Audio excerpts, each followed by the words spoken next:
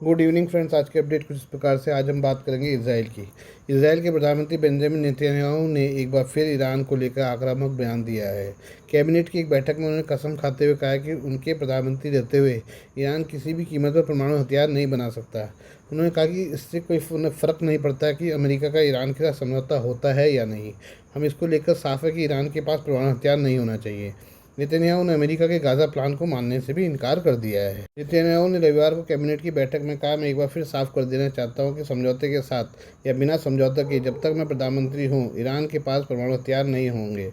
Netanyahu ने यह भी कहा कि ईरान की ओर से परमाणु हथियार बनाने की कोशिश हो रही है। हालांकि ईरान ने कई बार साफ किया कि उसका परमाणु बम बनाने का कोई इरादा नहीं है। हम पर भी आक्रामक हुए नेतन्याहू। बेंजामिन नेतन्याहू ये ताज़ा बयान ऐसे समय में आया है जब ईरान, अमेरिका और क्षेत्रीय देशों के बीच कूटनीतिक कोशिशें जारी हैं। हालांकि ईरान के विदेश मंत्री अब्बास अरागाची ने रविवार को कहा कि तेहरान और वाशिंगटन के बीच सीधी बातचीत नहीं हो रही है। इसराइल पर क्षेत्रीय देशों और ईरान ने कूटनीतिक पहल को कमज़ोर करने के आरोप लगाए हैं। बेंजामिन नेतन्याहू ने ईरान के अलावा गाज़ा पर अमेरिकी राष्ट्रपति डोनाल्ड ट्रंप समर्थित प्लान को भी खारिज किया है। नेतन्याहू का कहना है कि जब तक हमास के हथियार वास्तविक रूप से नहीं हटा लिए जाते तब तक इसराइल अपनी सेना वापस नहीं बुलाएगा। नेतन्याहू ने कैबिनेट की बैठक में कहा कि इसराइल 15 सूत्रीय दस्तावेज को खारिज करता है। हमास के एक अधिकारी ने एएफपी को बताया कि अमेरिका को इसराइल पर गाज़ा प्लान के अगले चरण को स्वीकार करने के लिए दबाव डालना चाहिए। ये बात तब कही गई जब इजरायली प्रधानमंत्री बेंजामिन नेतन्याहू ने कहा कि उन्होंने अमेरिका समर्थित समझौते को खारिज कर दिया है। हमास के पॉलिटिकल ब्यूरो के सदस्य बासेम नईम ने कहा कि हम उम्मीद करते हैं कि मध्यस्थ और अमेरिकी गारंटर की ओर से नेतन्याहू और उनकी सरकार पर दबाव डाला जाएगा कि वे रोडमैप का पालन करें और आंतरिक, राजनीतिक और चुनावी कारणों से इस प्रक्रिया में बाधा न डालें। ये बात करें पाकिस्तान की। पाकिस्तान के भारत से सटे इलाकों में कथित तौर पर चीनी 250 SH-15 व्हीकल सेल्फ प्रोपेल्ड हौज़र तोपों की तैनाती की है। हाल ही में इस घटनाक्रम की आधिकारिक पुष्टि नहीं हो सकी है। एक्सपर्ट का कहना है कि यह सिर्फ एक सैन्य घटनाक्रम नहीं है बल्कि बीजिंग और इस्लामाबाद के बीच गहरे होते रणनीतिक तालमेल का नमूना है। ये न सिर्फ पूरे क्षेत्र बल्कि भारत के लिहाज से भी एक अहम घटनाक्रम है।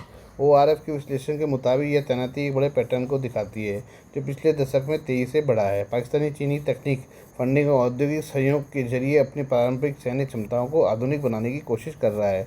दूसरी ओर चीन ने पाकिस्तान को एक रणनीतिक साझेदार और अपनी रक्षा सिस्टम के ऑपरेशनल टेस्ट के लिए एक प्रयोगशाला के तौर पर देखा है। SH-15 क्यों खास है? SH-15 चीन की PCL 181 155 millimetre /52 calibre wheeled self propelled howitzer का एक्सपोर्ट वर्जन है जो पाकिस्तान की आर्टिलरी तोपखाना क्षमता में अहम गुणात्मक सुधार है। इस्लामाबाद ने 2019 में चीन की नोरिंको कंपनी से 236 सिस्टम का कॉन्ट्रैक्ट किया था, जिनकी डिलीवरी 2022 में शुरू हुई और 2023 तक जारी रही। इस समझौते में टेक्नोलॉजी ट्रांसफ़र की शर्तें शामिल थी जिससे हैवी इंडस्ट्रीज़ तक्षशिला में इनकी लोकल असेंबली संभव हुई।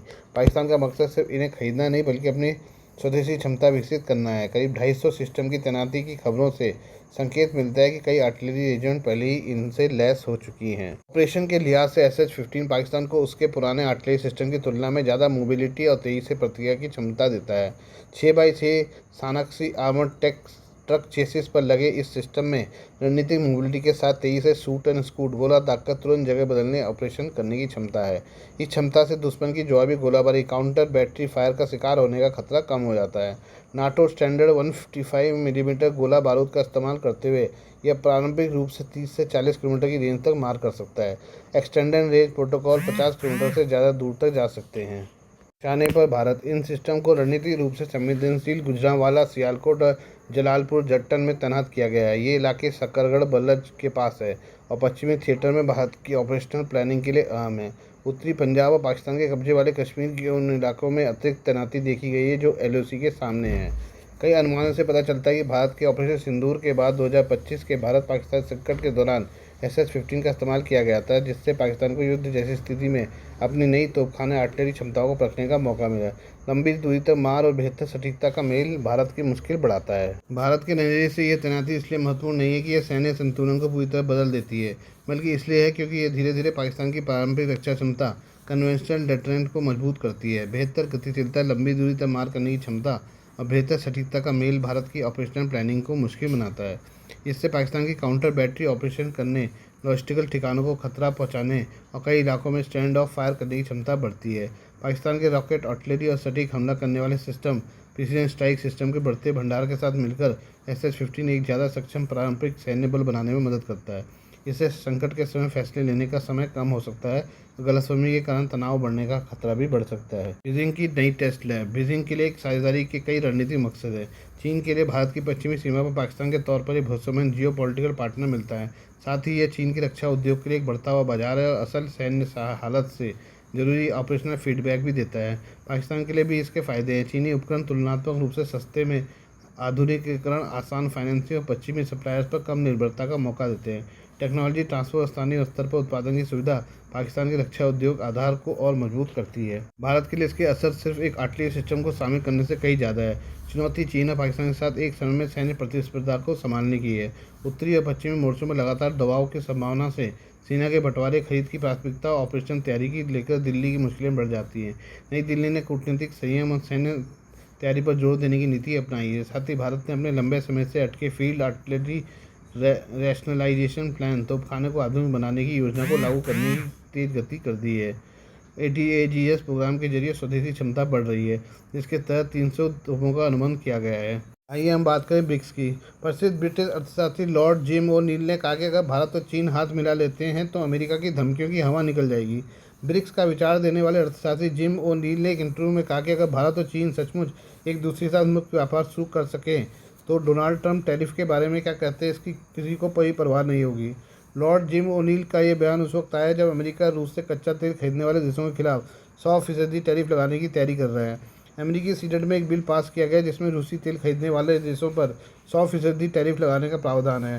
हालांकि अभी इस बिल को अमेरिकी हाउस ऑफ रिप्रेजेंटेटिव से पास होना बाकी है। जिम ओ'नील ने कहा कि अगर भारत और चीन वास्तव में एक दूसरे के साथ मुक्त व्यापार यानी फ्री ट्रेड स्थापित कर लें तो अमेरिकी राष्ट्रपति डोनाल्ड ट्रंप टैरिफ के बारे में जो कुछ भी कहते हैं उनकी परवाह दुनिया में कोई नहीं करेगा। उनके मुताबिक भारत और चीन दुनिया की दो ऐसी सबसे महत्वपूर्ण जगह हैं जो मिलकर डोनाल्ड ट्रंप उनके टैरिफ के डर को पूरी तरह से अप्रासंगिक बना सकती है। आपको बता दें कि ट्रंप के टैरिफ संबंधित फैसलों की वजह से दुनिया भर के शेयर बाजारों में वैश्विक वित्तीय प्रणालियों में अस्थिरता का माहौल है। अर्थशास्त्रियों का मानना है कि इससे अमेरिकी उपभोक्ताओं के लिए चीज़ें महंगी होंगी और वैश्विक व्यापार को झटका लगेगा। आपको बता दें कि भारत और चीन दुनिया के दो सबसे बड़े आबादी वाले देश और सबसे तेज़ी से बढ़ते बाजार है। अगर ये दोनों आपस में बिना किसी टैक्स या बाधा के व्यापार शुरू कर दे तो इनका आंतरिक बाजार इतना बड़ा हो जाएगा कि इन्हें अमेरिका या पश्चिमी देशों के बाजारों पर निर्भर रहने की जरूरत ही नहीं पड़ेगी। हालांकि ओ'नील ने यह भी माना कि ऐसा करना जितना आसान है करना उतना ही मुश्किल है। इसके पीछे कई वजह हैं, जैसे भारत और चीन के बीच सीमा विवाद, दक्षिण एशिया में प्रभुत्व बनाने की चीन की ख्वाहिश, भारत पर प्रभाव बनाने की चाहत और भी दूसरी वजह। दूसरी तरफ भारत और चीन के बीच फिलहाल जो व्यापार होता है उसमें चीन का पलड़ा काफ़ी ज़्यादा भारी है। भारत हमेशा भारी व्यापार घाटे में रहता है। ऐसे में भारत को डर रहता है कि मुक्त व्यापार से चीनी सामान भारतीय बाजारों को पाट देगा, जिससे घरेलू उद्योगों को नुकसान हो सकता है। Please do like, share and subscribe this channel of mine news, views and analysis bye Prakash.